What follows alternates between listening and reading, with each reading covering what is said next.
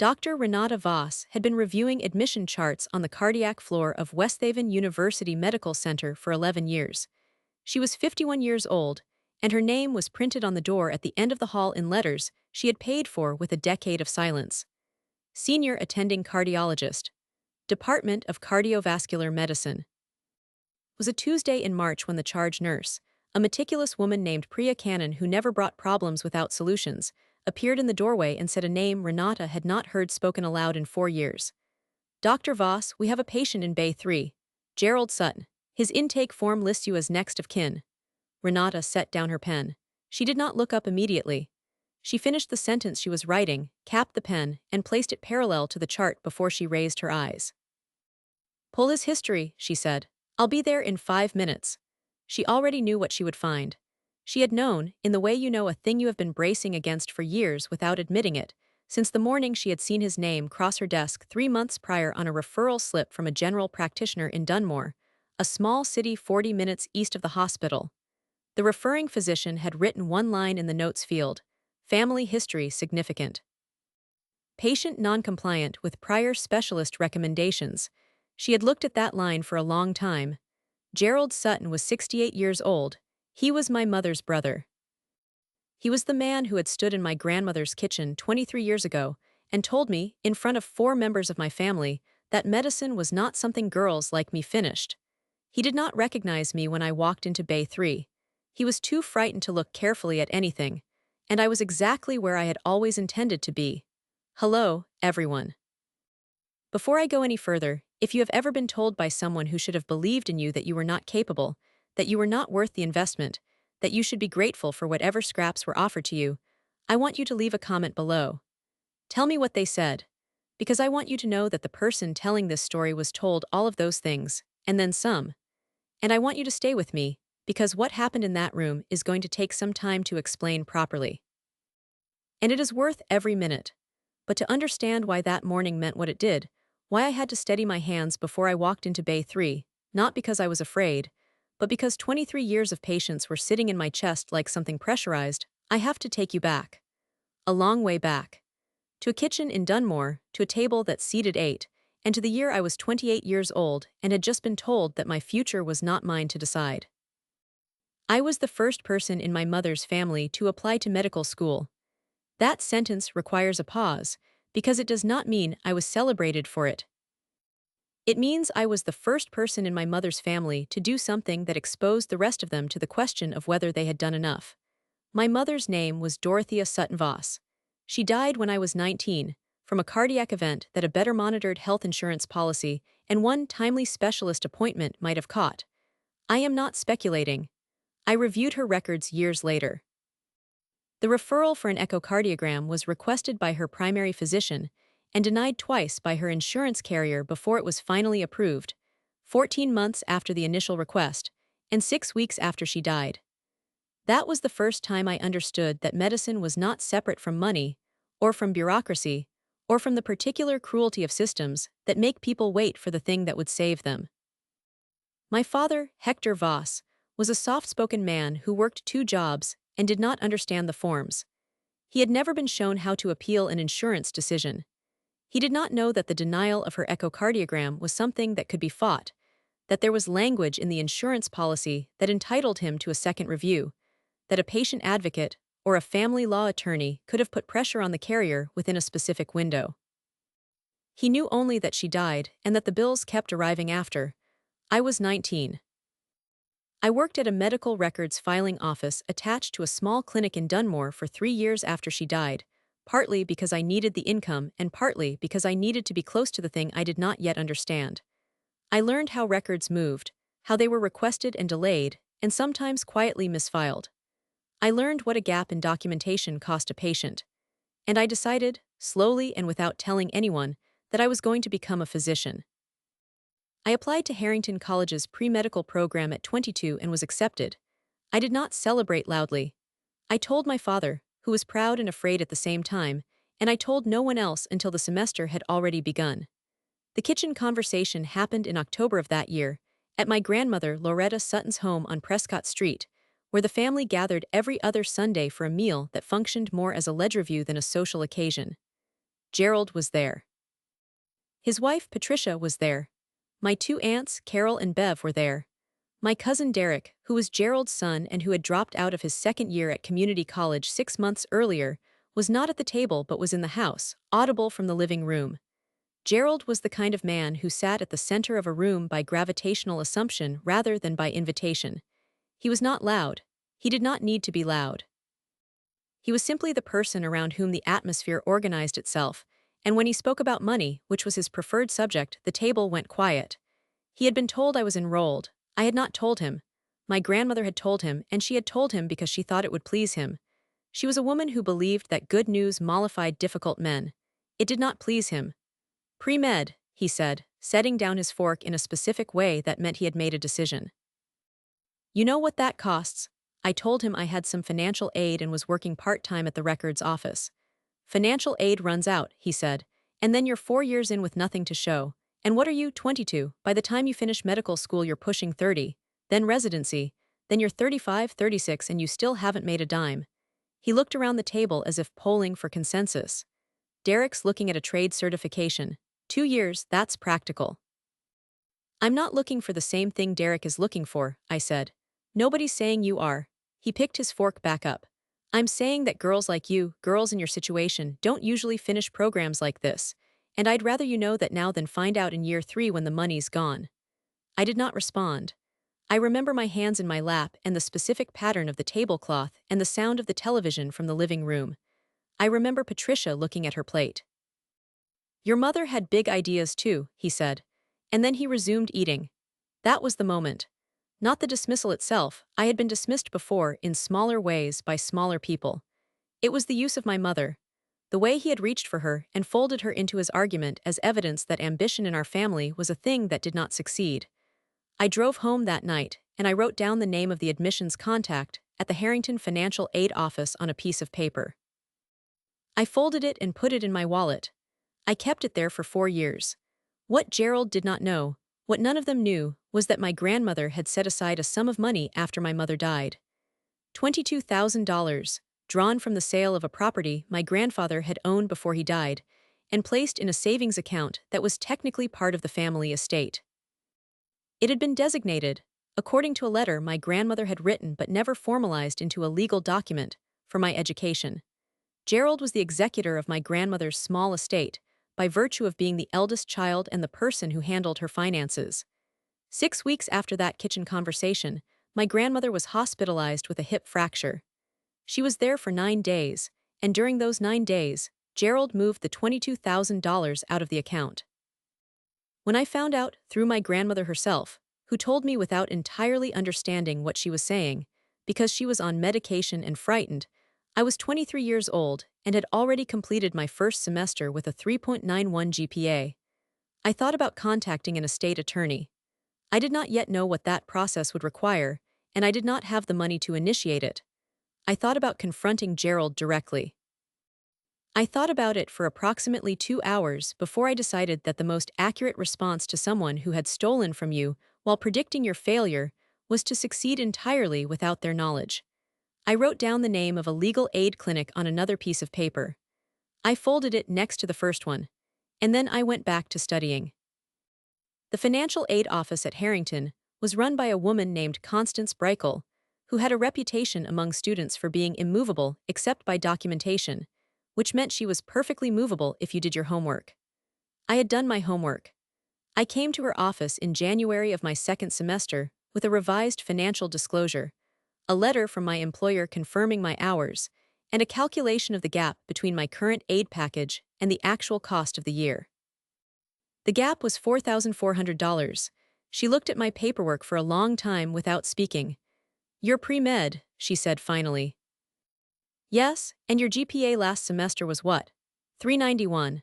She opened a drawer and produced a form I had not known existed, a merit supplement available to second semester students in science tracks who could demonstrate financial hardship and academic standing above a 3.7. The award was $3,800. She told me to return with 2 faculty recommendations by the end of the month. You'll still be short 600, she said. Pick up an extra shift, I said. She looked at me over her reading glasses in a way that I later understood was something close to approval. Come back when you need the next form, she said. That spring, I told my Aunt Carol that I was still enrolled. She relayed this to Gerald as I expected she would. He did not call. He sent a message through Carol. Tell Renata that when she needs to drop out, she doesn't need to be embarrassed about it. We won't say we told her so. I was not embarrassed. I was in the middle of my second semester with a 3.88 average, a work-study position in the biochemistry lab, and a merit supplement that had been secured through documentation and persistence. I had already begun to understand that Gerald's authority in the family was not the same thing as authority in the world. The person who first named what I was doing, not encouragingly, not inspirationally, but accurately, was Dr. Fenwick Osei, a professor of cellular biology at Harrington who had a habit of staying late, and who had noticed that I was often in the lab past 9 at night. He was 61 years old, had trained at 3 different institutions before joining Harrington, and had a CV that included a period of significant obscurity followed by a late career recognition that he spoke about with the specific pride of someone who had waited for it without bitterness. You're working like someone who's building something specific, he said to me one evening in March when I was restaining a slide I had ruined the first time. I am, I said. Do you want to tell me what? I thought about it. Not yet, I said. He nodded, in the way that people nod when they have given the same answer to the same kind of question. Come see me before you apply for your MCAT prep program, he said. I know a scholarship that doesn't get used every year. He was right. The scholarship, the Osei Hartwell Memorial Award for Students in Pre-Medical Sciences, which he did not tell me was partially funded under his own name, paid for 80% of my MCAT preparation course. I scored in the 91st percentile on the first sitting. By the time I submitted my medical school applications, I had a health insurance coverage analysis paper in a regional undergraduate journal, written during a summer independent study on insurance denial patterns in rural counties, a paper that stemmed directly from what had happened to my mother. Gerald did not know I had taken the MCAT. Gerald did not know about the paper. Gerald did not know that I had moved, quietly and with purpose, from the financial aid office to the biochemistry lab to the pages of a peer-reviewed publication, all within 3 years of him telling me that girls like me didn't finish. The family received a postcard I sent from my new address in the city where I had been accepted to the Meridian School of Medicine. I did not include a note.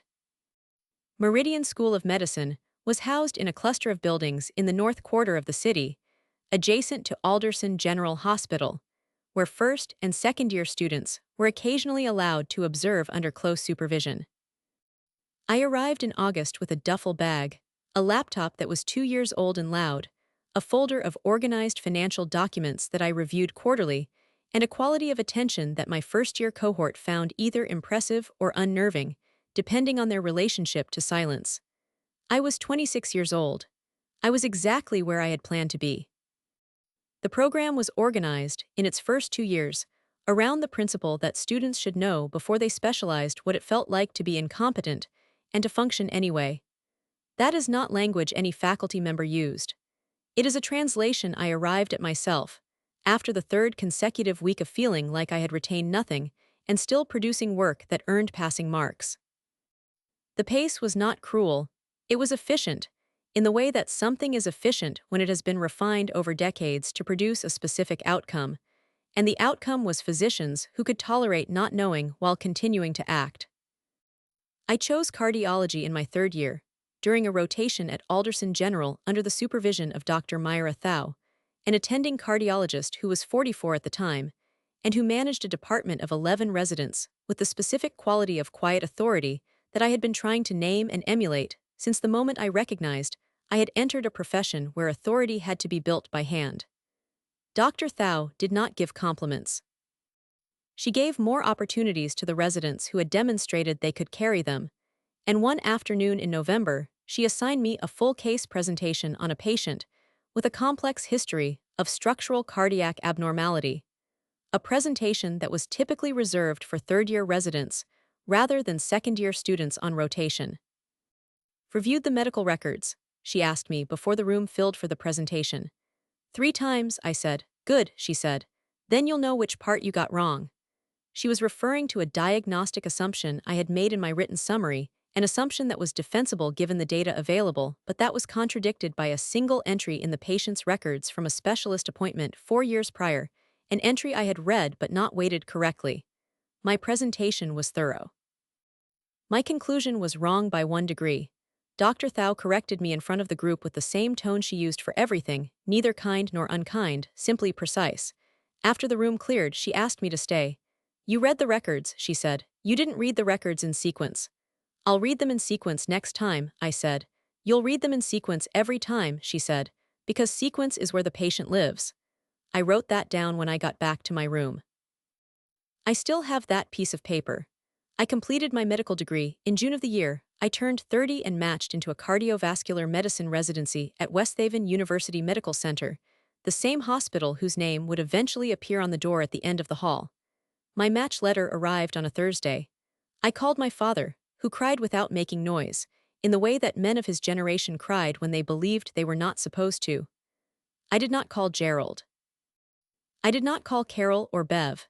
My residency was 3 years of internal training, followed by a 2-year fellowship in interventional cardiology, and during those 5 years, I did the thing that residency programs are designed to test. I showed up when I was not required to. I took the cases that others found burdensome. I published, in my 3rd year of residency, a paper in the Journal of Cardiovascular Clinical Practice on insurance denial patterns in cardiac care, a paper that drew on a dataset I had been building since my undergraduate independent study, since my mother's records, since the 14 months of waiting that I had been carrying in my body since I was 19 years old. The paper was cited 17 times in its first year of publication. My attending during that residency year was a man named Dr. Solomon Achaik, who had a reputation as the most exacting attending on the floor, and who had, over 20 years, produced a disproportionate number of physicians who went on to positions of departmental authority. He called me into his office after the paper was accepted. "Who helped you with this?" he said. "The dataset is mine," I said. Dr. Thau reviewed the methodology. "I'm asking because I want to know if it represents a pattern of work or a single effort," he said. "It's a pattern," I said. He nodded, in the same way Dr. Osei had nodded in the lab at Harrington. "I have a contact at the Westhaven Research Committee," he said. "They're building a cardiac outcome study. I'd like to recommend you for the advisory panel." I was 33 years old and in the 4th year of my residency. I said yes. By the time I completed my fellowship at 35 and was offered an attending position in the Department of Cardiovascular Medicine at Westhaven, I had 2 published papers, one under review, an advisory panel credit, and a reputation among the nursing staff as someone who read charts in sequence and answered pages within 3 minutes. The offer letter specified my title: Attending Cardiologist, Department of Cardiovascular Medicine, Westhaven University Medical Center. My starting salary was listed with a specificity that I had earned by being the kind of candidate who did not require persuasion. I read the letter 3 times at my kitchen table with a cup of coffee that went cold, and then I signed it. I thought about calling Carol. I thought about it for approximately 30 seconds. My grandmother had died the previous year, quietly, in a nursing facility 15 minutes from Prescott Street. I had visited her twice in her final months. She had recognized me on the first visit and not on the second, and on the first visit she had held my hand and said, without context, "You look just like your mother when you walked in." I did not tell her about the attending position. She would not have understood the specificity of it, and the specificity was the part that mattered. The rest of the family learned I was a physician through my cousin Derek, who had seen my name in a small article in a local medical newsletter that a colleague had forwarded to him by accident. He texted Carol. Carol texted Gerald. Gerald, according to Carol, said, "Good for her," 3 words.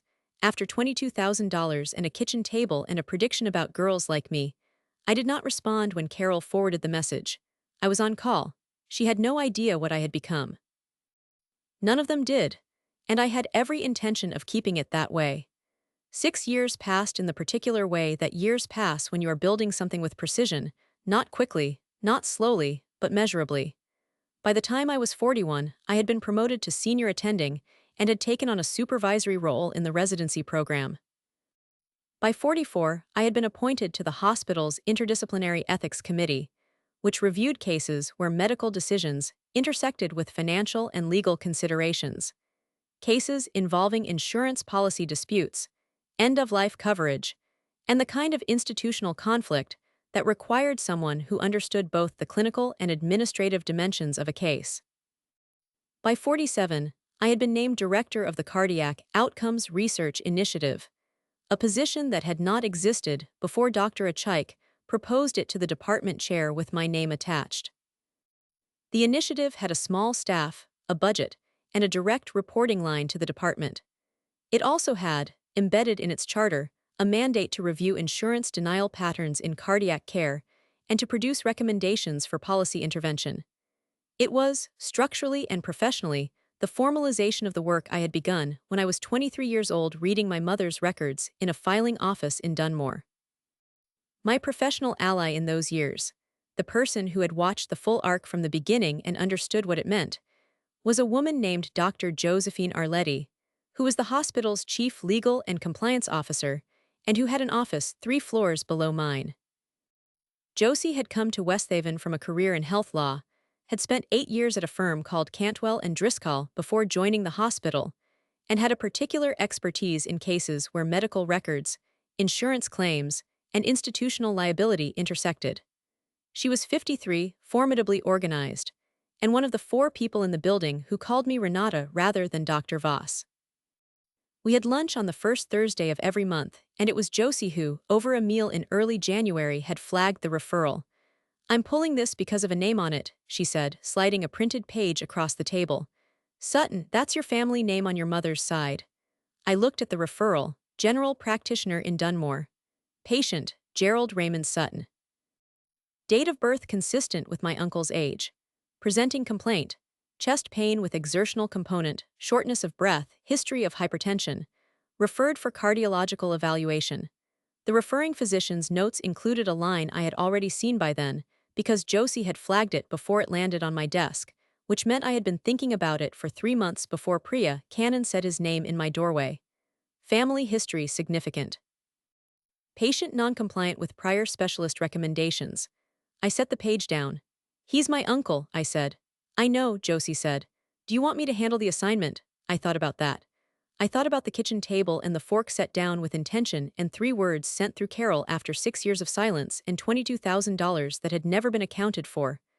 I thought about my mother's insurance policy and the 14 months and the echocardiogram that arrived too late. "No," I said, "I'll handle it." Josie looked at me with the expression she reserved for legal risk assessments, not alarmed, not approving, simply calibrating. "You understand that if there's any clinical complexity, the history between you becomes relevant," she said. "I understand," I said, "and you understand that I'll be watching the file." "I know you will," I said. "That's why I want you watching it." She nodded slowly. "Renata," she said.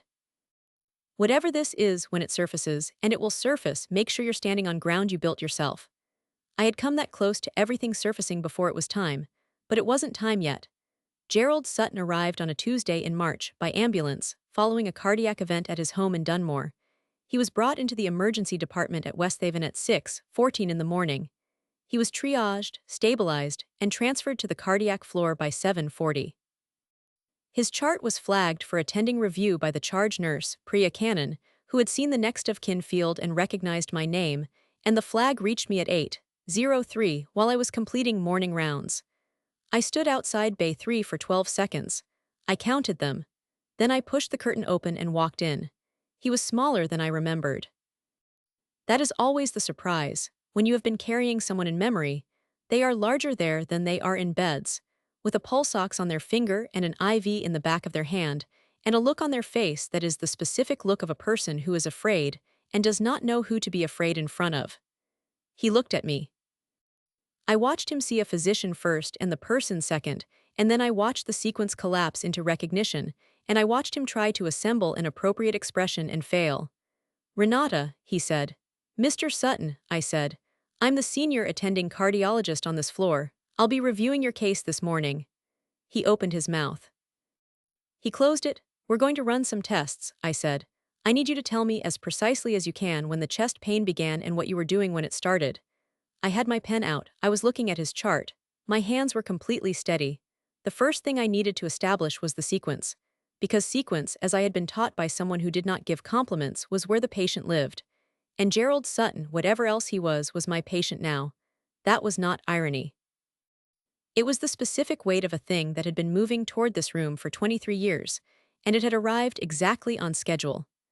I wrote the first note in his chart at 8:11 on a Tuesday in March, and outside the window the city was going about its morning, and somewhere in the hospital 3 floors below, Josie Arletti was already pulling the file. Gerald's chart told the story the way charts always do, not in the patient's words, but in the accumulation of what the patient had declined to address over time. Hypertension diagnosed 11 years prior, inadequately managed. A referral to a cardiologist in Dunmore 4 years ago, attended once and not followed up. A prescription for a beta blocker that had been filled twice and then not again. The chart was a document of decisions made against medical advice, and I read it in sequence, because sequence was where the patient lived, and I had learned that lesson in a room where a woman named Dr. Thau did not give compliments. Gerald watched me read. I did not look up at him while I was reading. When I finished, I set the chart on the tray beside his bed, and I asked him to describe the onset of the chest pain with as much precision as he could. He told me it had started 3 nights ago, intermittently, and had become sustained that morning while he was getting dressed. And you waited 3 days, I said.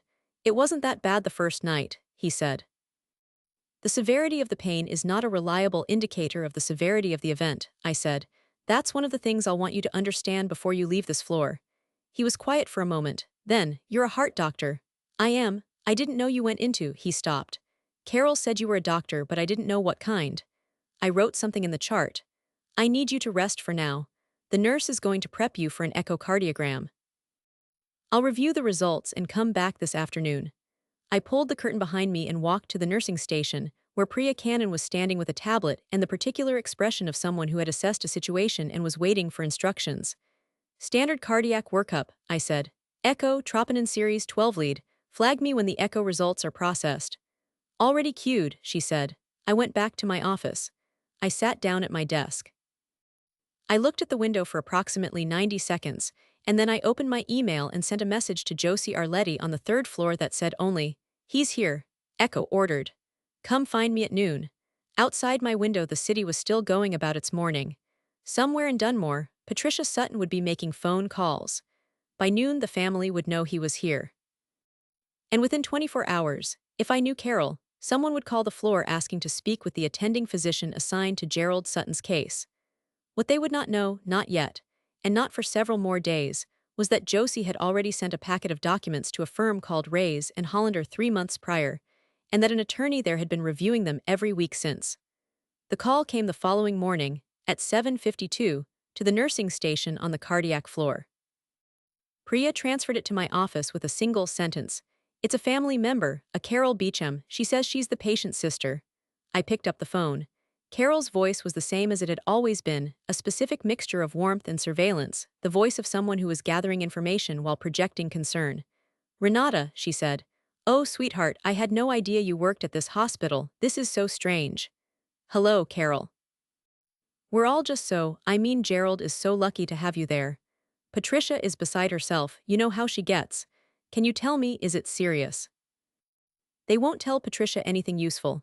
I can tell you that Gerald is stable," I said. "His care team is monitoring him. Patricia can speak with the patient advocate about visitation and information access."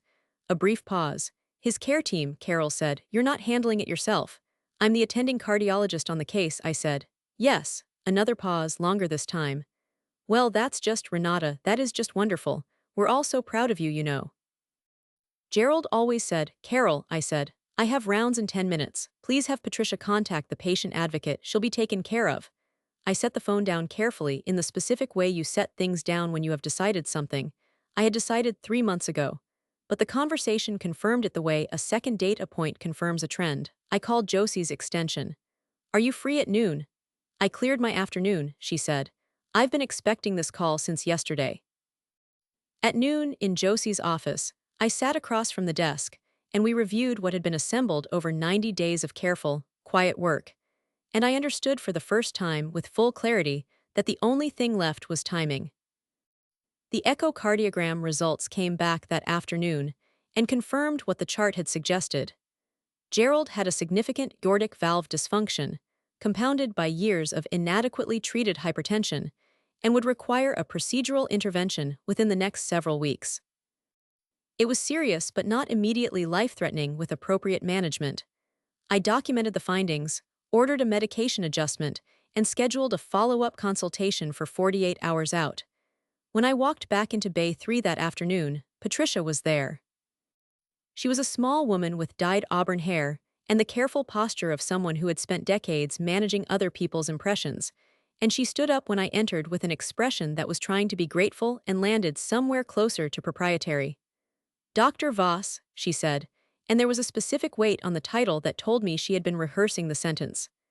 "Mrs. Sutton," I said. "I just want to say, on behalf of our whole family, we are so grateful that Renata is the one looking after Gerald. It's such a comfort." Gerald was looking at the window. "I've reviewed the echocardiogram results," I said, and I spoke directly to Gerald because he was the patient and the information was his first. I explained the findings in plain language. I explained the options. I explained what the next weeks would involve. Gerald asked 2 questions, both practical and both good questions, and I answered them. Patricia asked if there was anything at all she could do. "Follow the medication schedule," I said, "and make sure he attends the follow-up appointments. Noncompliance is what brought us here." I said it without emphasis. It was a clinical fact. Gerald received it like the other kind of fact entirely. I left the bay and walked to the elevator. On the 2nd floor, I stepped out and took the stairwell the rest of the way to the ground level, because I needed 90 seconds alone, and the stairwell is where I had always taken 90 seconds when I needed them, since my first year of residency, when Dr. Achaik had told me that the only physicians who lasted were the ones who knew when they needed to stop moving. I stood on the landing between the 2nd and 1st floors for 90 seconds. Then I went back upstairs and finished my afternoon. What Patricia had not noticed, what neither she nor Gerald had looked at closely enough to register, was the framed document on the wall of my office, visible through the open door when she walked past it in the hallway. It was my appointment letter to the directorship of the Cardiac Outcomes Research Initiative, signed by the department chair, dated 3 years prior. The initiative's stated mandate was printed in the 2nd paragraph. Josie had pointed it out to me months ago when we had first begun to discuss what the next steps would look like. "That document is going to matter," she had said. She was right. But Patricia had not read it. She had seen the wall and the frame and filed it as decoration. That was the moment I understood exactly how much they had underestimated me. Josie's office had floor-to-ceiling shelving on the east wall, organized by case type, and a small round table near the window where she preferred to work through complex reviews because, as she said, she thought better without a desk between herself and the problem. I had been in this office 30, maybe 40 times over the years. I had sat at that round table through budget disputes, insurance appeals, staff grievances, and one 3-hour session, during which we had drafted a framework for the hospital's ethics committee review of a systemic billing irregularity that had taken 2 years to surface. I trusted Josie Arletti the way I trusted Dr. Achaik and Dr. Thau, not because they had been kind to me, though they had, but because they had been consistently accurate, and accuracy is the rarest and most valuable quality in a colleague. We sat at the round table with 2 coffee cups and a folder that Josie had organized with her characteristic precision, tabbed, dated, cross-referenced. "Talk me through the Rays and Hollander status," I said. "Marcus Rays reviewed everything last week," she said. "The $22,000 is documented. Your grandmother's letter, while not formalized, is supported by 2 supplementary items.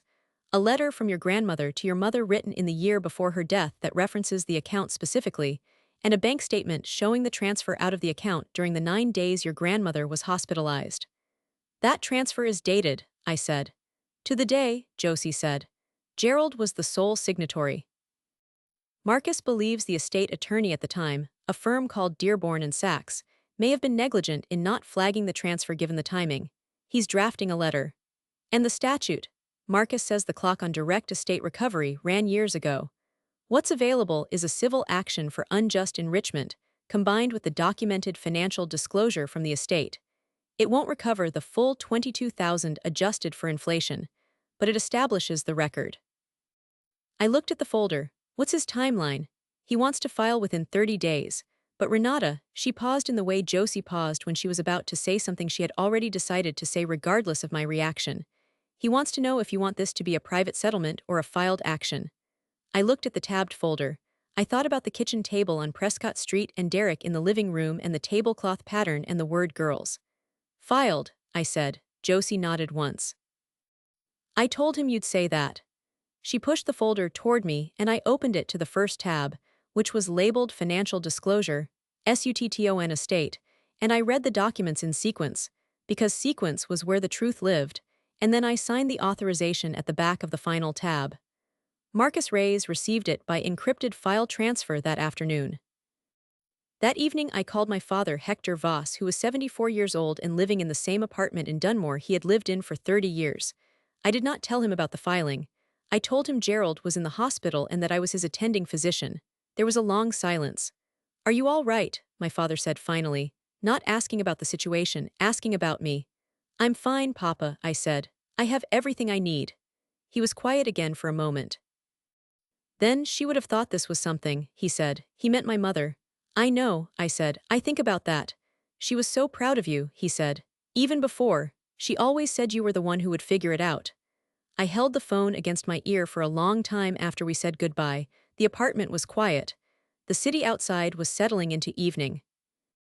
I had a stack of journals on my nightstand, and a cup of tea going cold on the counter, and in a folder on my desk, a set of documents that represented 23 years of sequential decisions made in the direction of one outcome.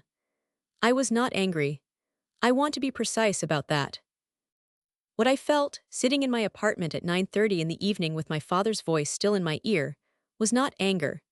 It was something closer to resolution, the specific feeling of a thing that has been in motion for a very long time arriving at the point where it no longer requires effort to maintain.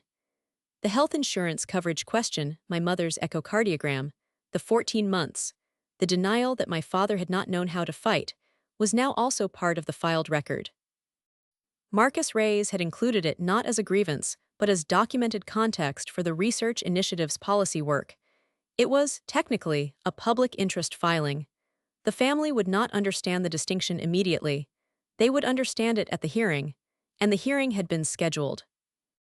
Gerald's procedure was performed 16 days after his admission, by a colleague of mine, an interventional cardiologist named Dr. Preethai Nambiar, who was one of the 3 best valve specialists in the region, and who operated with the specific efficiency of someone who had stopped being impressed by difficulty. The procedure was successful. Gerald was discharged on a Thursday morning with a medication protocol, a follow-up schedule, and a referral for cardiac rehabilitation. I was not in the room when he was discharged. I had signed off on the paperwork the night before. Priya Cannon managed the discharge process and told me afterward that Patricia had asked twice if she could speak with me before they left. "What did you tell her?" I said. "I told her Dr. Voss had other patients," Priya said, which was true. "Thank you, Priya." She looked at me with the expression she sometimes had when she understood more about a situation than she had been directly told. "Take care of yourself too," she said. 2 days after Gerald's discharge, Carol called my mobile number. I did not know she had it. She must have gotten it from the hospital directory, which was another thing I noted, and left a voicemail in which she said, with a warmth that was entirely genuine and entirely beside the point, that the family was so grateful, that Gerald was home and doing well, that Patricia had said I was wonderful, and that perhaps we could all have dinner sometime. Wouldn't that be something? I listened to the voicemail once and did not return it. The hearing was in 11 days. Carol had no idea that Marcus Reyes had filed a civil action 4 days prior, or that the filing referenced a financial disclosure from the Sutton estate, or that the document trail Josie had assembled over 90 days was now part of the public record of the county court. She had no idea that I had notified the hospital's ethics committee of the case as a matter of procedural transparency, or that Dr. Achaik, who had been following my work for 17 years and had served as a professional reference on 3 separate occasions, had submitted a statement of professional standing in support of my character and qualifications. She thought she had already won something. She had 2 more days. The civil hearing was held on a Wednesday morning in the Dunmore County Courthouse, in a room that seated approximately 40 people and smelled of old wood and climate-controlled air. It was not a dramatic room.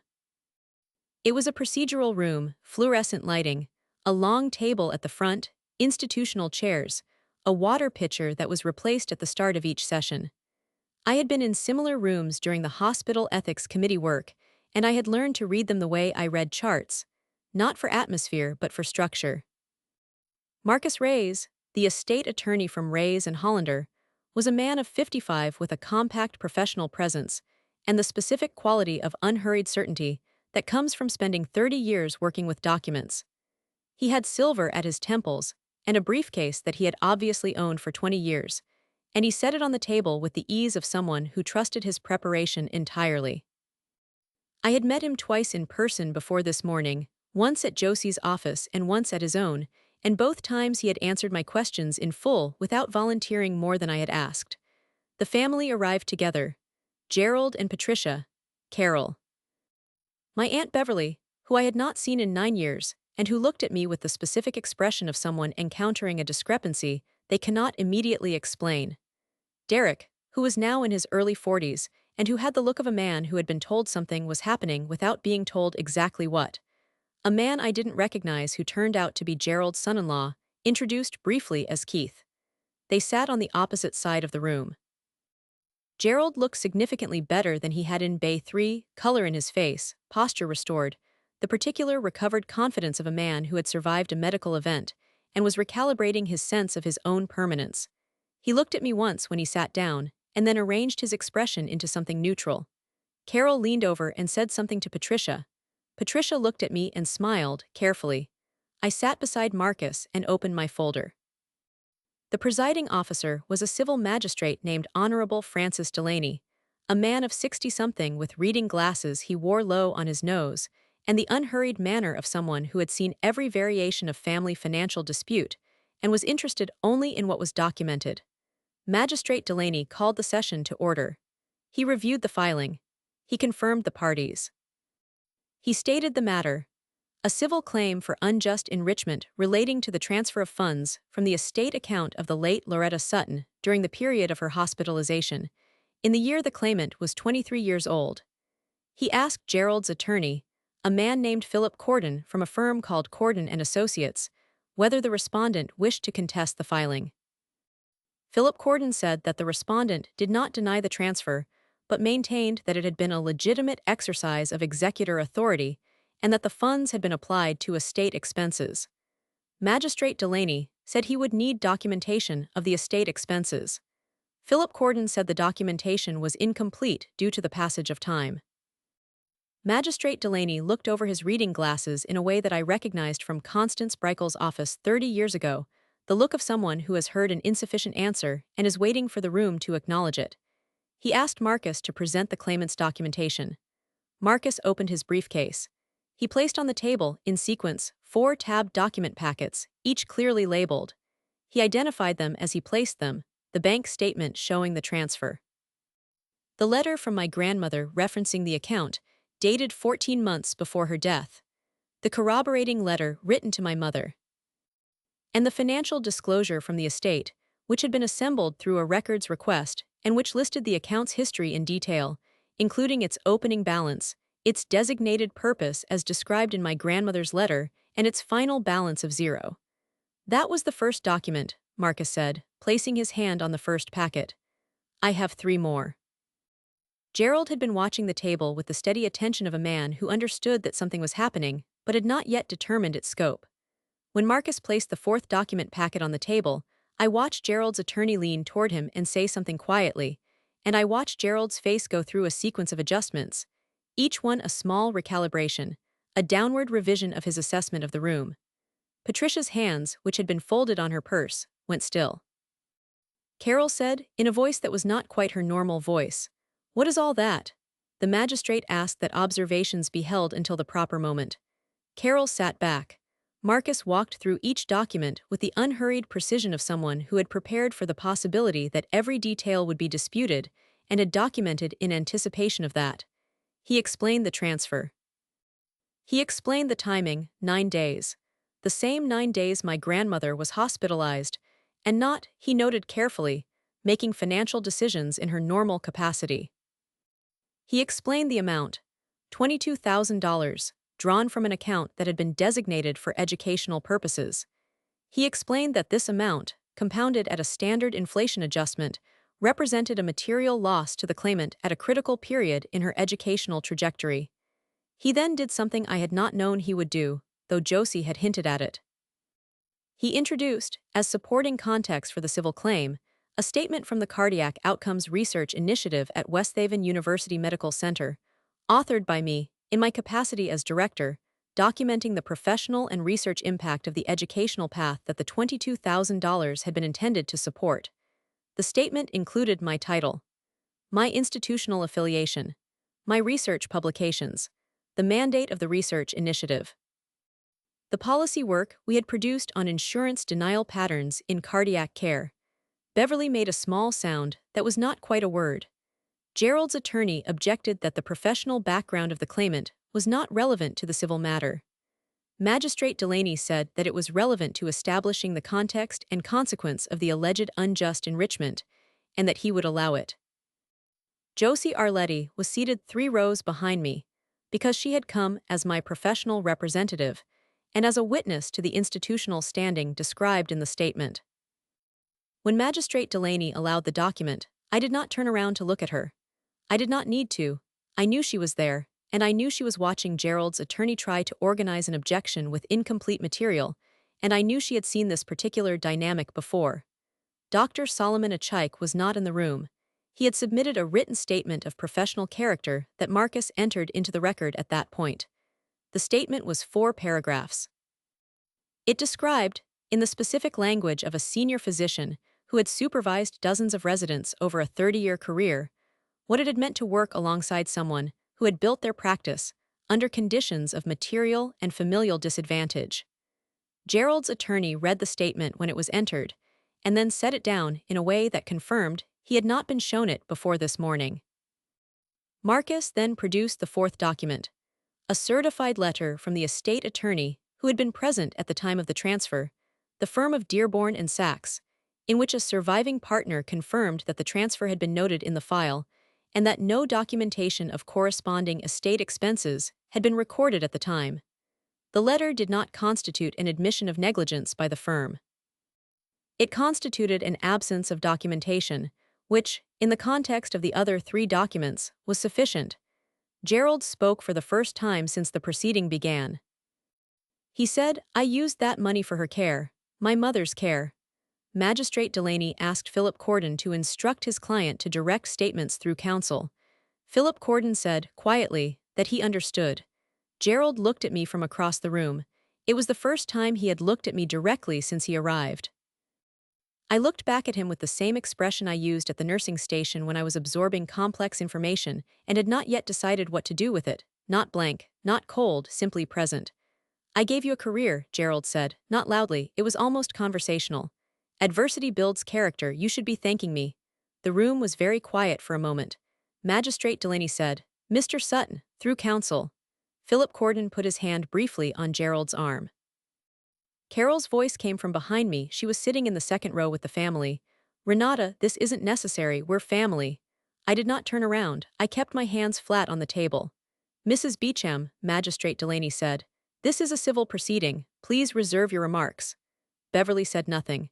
She had not said anything since the small sound she had made when my institutional title was read aloud. Derek was looking at his hands.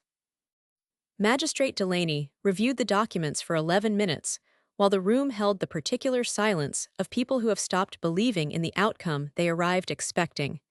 He then delivered his finding. The transfer of funds from the Loretta Sutton estate account during the period of hospitalization, in the absence of corresponding documented estate expenses, constituted unjust enrichment under the applicable civil standard. The respondent was ordered to make restitution to the claimant in the amount of $22,000 principal, plus statutory interest computed from the date of transfer, yielding a total legal settlement figure of $31,420. The court order was to be filed within 5 business days. He said it in the same tone he had used for everything else: procedural, unhurried, complete. Patricia made a sound and put her hand over her mouth. Gerald sat very still with his hands on the table and his eyes looking at a point somewhere between the documents and the wall, and I recognized, in the specific quality of that stillness, that he was a man absorbing the difference between the story he had been telling himself for 23 years and the story that had just been entered into the public record. Marcus gathered the document packets with the ease of someone finishing a task he had completed many times. He did not make eye contact with Philip Corden. He did not need to. Carol said my name once quietly as I stood. I picked up my folder. I looked at her, the full look, not the clinical one, and I said, "Take care of yourself, Carol." Then I walked to the door, and Josie fell into step beside me without a word, and we walked through it together. The hallway outside the courtroom was wide and pale and completely ordinary. There were bulletin board notices and a water fountain, and the sound of another session starting somewhere further along the corridor. Josie and I walked to the end of the hall before either of us spoke. "How do you feel?" She said. I thought about it honestly. Like something that was always going to happen finally happened, I said. She nodded. "Marcus will have the settlement confirmation to you by Friday." "Thank you," I said, "for everything, from the beginning." She looked at me with the expression she sometimes had when she set aside the professional frame entirely. "Your mother would have been proud," she said. It was the second time in 2 weeks that someone had said that to me. I stood with it for a moment, in the plain hallway of the Dunmore County Courthouse, and let it be true. The legal settlement was processed and confirmed on the following Friday, as Marcus had said it would be. Gerald paid through his attorney's office rather than directly. I received the funds into an account I had opened specifically for this purpose. I deposited $22,000 into a trust account I had established for the Pediatric Cardiac Research Fund at Westhaven, a fund that provided scholarship support for medical students from underserved backgrounds pursuing cardiovascular medicine. The interest and the remainder I donated to the patient advocacy organization that trained families to appeal insurance denials, the specific kind of denial that had taken my mother's echocardiogram and given it back too late. I wrote a brief note to Marcus confirming the disbursement and sent a copy to Josie. She replied with a single line, "Now that's documentation." Gerald did not contact me after the hearing. Patricia sent a card 3 weeks later, a store-bought sympathy card, the kind meant for loss, which I understood was the only register she had available for what had happened. She had written inside it, "We hope you're well." I placed it in the file I kept of the proceedings and closed the drawer. Carol called once in the spring on a Sunday afternoon. I answered because I had decided during a long walk the weekend after the hearing that I was not going to spend the next chapter of my life managing avoidance. We spoke for 20 minutes. She was careful, I was honest. She said at one point, "I didn't know about the money, I want you to know that." I believed her. Carol was many things, but she was not a liar of that particular variety. "I know," I said. "Was it necessary?" She said. The hearing. I thought about what Josie had said about standing on ground you built yourself. I thought about my mother's echocardiogram and the 14 months and my father's voice saying she would have thought this was something. I thought about Gerald's face in Bay 3 when he realized who I was, and about the card of document packets on a table in a procedural room, and about the specific satisfaction of a thing documented and witnessed and entered into the public record. "Yes," I said. "It was." She was quiet for a moment. "I should have done more," she said. "Back then." "Probably," I said, "but you didn't have the information I had. None of you did." I did not say this to absolve her. I said it because it was accurate. They had all acted within the limits of what they knew and what they were capable of, and those limits had consequences, and the consequences had been documented. The documentation was not punishment, it was record. And record, I had learned, was the only thing that lasted. Gerald completed his cardiac rehabilitation program in June. His primary physician sent me a courtesy update, which is standard practice when a patient has been treated at a referring institution. Gerald's prognosis was good, contingent on medication compliance and lifestyle modification. I noted the update in my professional file and sent a response thanking the physician for the communication. He was my patient. He had also been something else. Both things were true, and neither one canceled the other. My life, in the months after the hearing, returned to what it had always been in its essential texture: rounds, research, the residency supervision work, the monthly lunches with Josie on the first Thursday. The Cardiac Outcomes Research Initiative published a policy brief in September that was cited in a regional insurance regulatory review, which was the specific kind of citation that takes years to produce and arrives, without fanfare and matters, more than the ones that come with announcements. Dr. Preethi Nambiar, and I co-authored a paper on post-procedural outcomes in aortic valve cases, which was accepted in October by the same journal where my first paper had been published 17 years before. I took a long walk the evening it was accepted and thought about Dr. Fenwick Osa in the Harrington lab, staying late, noticing that I was building something. My father visited in November and we had dinner at my apartment, and I made the soup my mother used to make from a recipe I had reconstructed from memory, and from 2 phone calls to Carol, who remembered it better than I did. We ate it at my kitchen table and my father talked about my mother for a long time, in the way he only did when he felt safe enough to, and I listened and did not fill the silences. Afterward he stood in the hallway with his coat and said, simply, "I'm glad you finished." "So am I said. He kissed my forehead and took the elevator down. I stood in the doorway for a moment after he left, with the smell of the soup still in the apartment and the city quiet outside the window, and I thought about the piece of paper I had folded and put in my wallet in a kitchen in Dunmore 23 years ago. I had not kept it for 6 years. As I said then, I had kept it until I no longer needed it, and I had known when that moment arrived, because I was standing in it. And if there's anything this experience taught me, it's this. 1. The most powerful thing you can do with someone's prediction of your failure is to use it as a calibration tool. It tells you exactly how little they understand about what you are capable of, and it gives you something to measure your progress against in silence. 2. Documentation is not aggression. It is the language that institutions speak. And if you learn to speak it as fluently as your adversaries, you will never need to raise your voice in a room where they expect you to be powerless. 3. The family you were born into determines your starting conditions, not your destination, and the moment you understand that distinction, you are no longer waiting for their permission to build. Was I wrong to treat Gerald Sutton as his attending cardiologist, knowing what I knew, and then to file the civil action while his chart was still open on my desk? Tell me in the comments. If this story gave you strength, hit that like button. It means more than you know.